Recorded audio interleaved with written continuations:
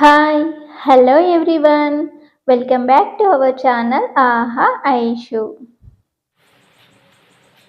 నేను early morning 5 o'clockకి బయట video తీస్తుంటే అసలు ఎంత బాగా అనిపించిందో. పక్షులు అలా అరుస్తూనే ఉన్నాయి. వాటి అరుపులు వింటుంటే చాలా హాయిగా అనిపించింది. నేను ఈ వీడియో ఎడిటింగ్ చేస్తున్నప్పుడు ఒక దగ్గర మెంతాక చూపించాను. అక్కడైతే కోయిల అయితే అరుస్తూనే ఉంది. నేను ఆ వీడియోని చాలాసార్లు పెట్టుకొని చూసాను. చాలా బాగా అనిపించింది. మీరు ఎవరైనా చూడకపోతే ఒకసారి మళ్ళీ బ్యాక్ వెళ్ళి చూడండి. మేతి ఆకు దగ్గర భలే అరుస్తుంది కోయిల. ఇది ఫ్రైడే రోజు లాగండి. ఫ్రైడే రోజు నేను ఎర్లీ మార్నింగే పూజ చేసుకుందామని అనుకున్నాను. కానీ ఇంట్లో పని అయిపోయి నేను ఫ్రెష్ అయ్యేసరికి 6:30 అయిపోయింది. ఇంకా అప్పుడు పూజ స్టార్ట్ చేస్తే హడావిడిగా చేసుకోవాల్సి వస్తుందని చెప్పేసి ఇంకా బాబు స్కూల్కి వెళ్ళాక చేసుకుందామని అనుకొని ముందు వంట స్టార్ట్ చేశాను. ముందుగా పాలు వేడి చేసుకుంటున్నాను. బాబు లేచేసరికి పాలు వేడవుతాయి. మరో పక్కన హాట్ వాటర్ పెట్టాను. బాబుకి స్కూల్ బాటిల్లో వాటర్ పోయడానికని ఇంకో గ్యాస్ పైన టీ పెడుతున్నాను.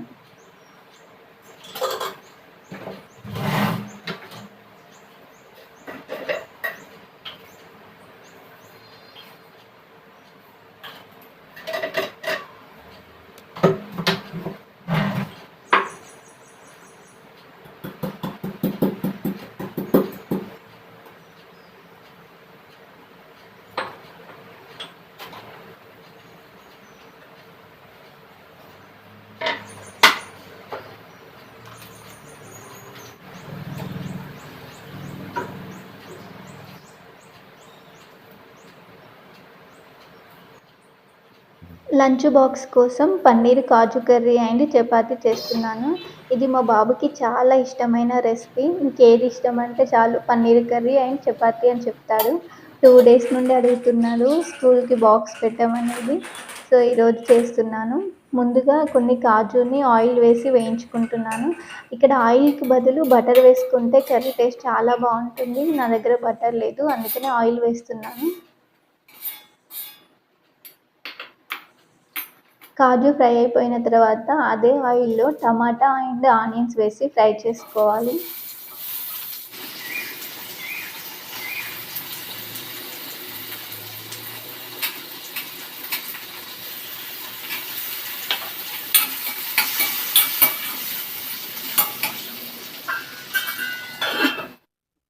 ఇలా ఆనియన్స్ అండ్ టమాటా బాగా మగ్గిన తర్వాత ఒక ప్లేట్లోకి తీసుకొని పక్కన పెట్టాలి.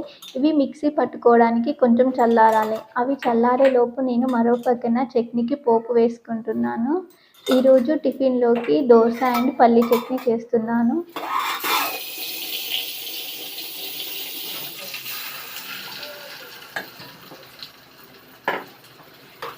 ఈరోజు బ్రేక్ఫాస్ట్ అండ్ లంచ్ రెండు కూడా మా బాబుకి చాలా ఇష్టమైనవి.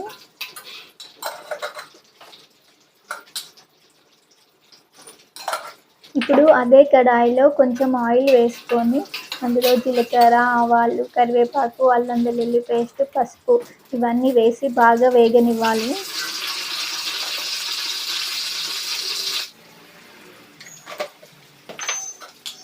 అవన్నీ వేగాక అందులోనే కొంచెం కారము, ఉప్పు, ధనియాల పొడి వేసి కొంచెం ఫ్రై చేసుకోవాలి. ఈ మసాలా మొత్తాన్ని లైట్‌గా ఫ్రై చేసుకోవాలి. ఎక్కువసేపు ఫ్రై చేసుకుంటే కారప్పొడి మాడిపోతుంది.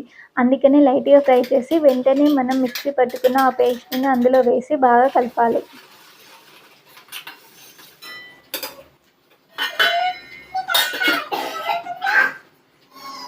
ఆ మసాలా అంతా ఫ్రై అయిన తర్వాత అందులోనే కొన్ని వాటర్ పోసుకొని కర్రీలో ఆయిల్ పైకి వచ్చేంత వరకు ఉడికించుకోవాలి. ఇప్పుడు ఇందులో పన్నీర్ మసాలా అండ్ ముందుగా వేయించుకున్న కాజుని యాడ్ చేసుకోవాలి. కట్ చేసిన పన్నీర్‌ని కూడా యాడ్ చేసుకోవాలి. ఇక్కడ పన్నీరు మనం ముందుగా ఆయిల్‌లో వేయించుకొనైనా వేసుకోవచ్చు. లేదంటే ఇలా నార్మల్ పన్నీర్‌నైనా వేసుకోవచ్చు. ఇలా వేస్తే పన్నీర్ అనేది కొంచెం సాఫ్ట్‌గా ఉంటుంది. ఫైనల్‌గా ఇందులో కసూరి మేతి అండ్ కొంచెం కొత్తిమీర వేసుకున్నాను. నా దగ్గర బటర్ లేదు, అందుకని పైన కొంచెం నెయ్యి వేసి మూత పెట్టేసాను. అంతే, చాలా సింపుల్‌గా కాజు పన్నీర్ మసాలా కర్రీ రెడీ అయిపోయింది.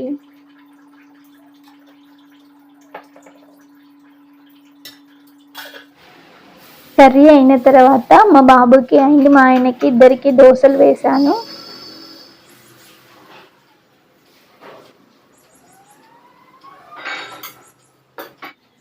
డైలీ మదర్స్ అందరికీ పిల్లలు స్కూల్‌కెళ్ళేదాకా ఒక పెద్ద టాస్క్‌లా అనిపిస్తుంది. చాలా హడావిడిగా ఉంటుంది.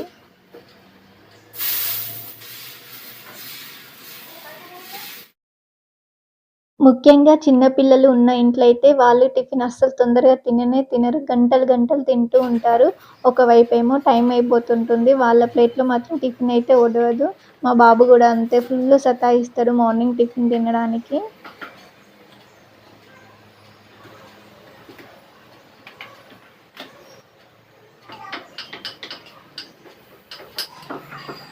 వాళ్ళిద్దరూ బ్రేక్‌ఫాస్ట్ తినేసరికి బాక్స్‌కి పెట్టడానికి చపాతీలు చేస్తున్నాను.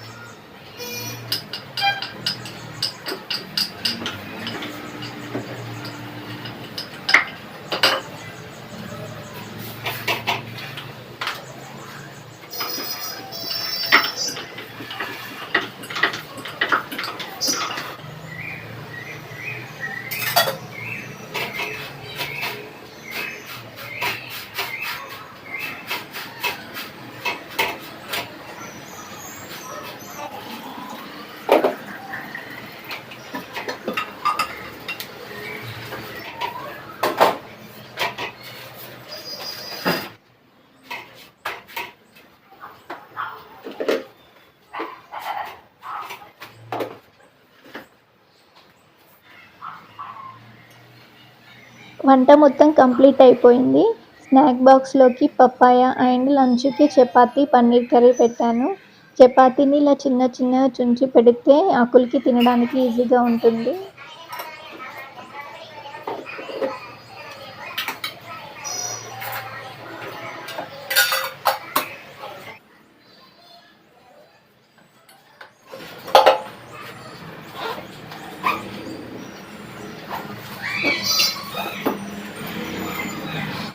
అక్కులు స్కూల్‌కి వెళ్ళిన తర్వాత పూజ చేశాను.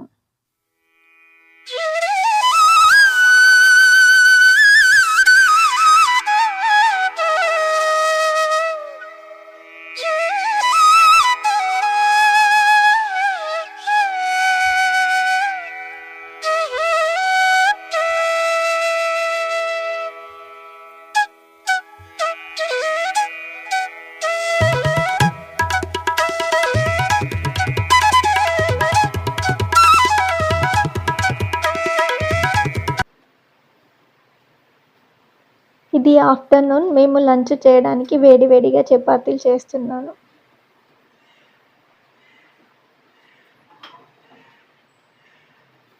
ఇదేనండి ఈరోజు వీడియో. ఈ వీడియో కనుక మీకు నచ్చినట్లయితే ప్లీజ్ లైక్ చేయండి, షేర్ చేయండి, సబ్స్క్రైబ్ చేయండి. నా నోటిఫికేషన్ మీ దాకా రావాలి అంటే పక్కనున్న బెల్ ఐకాన్ని క్లిక్ చేయండి. Thank you for watching. వీడియోని మాత్రం లైక్ చేయడం మర్చిపోకండి.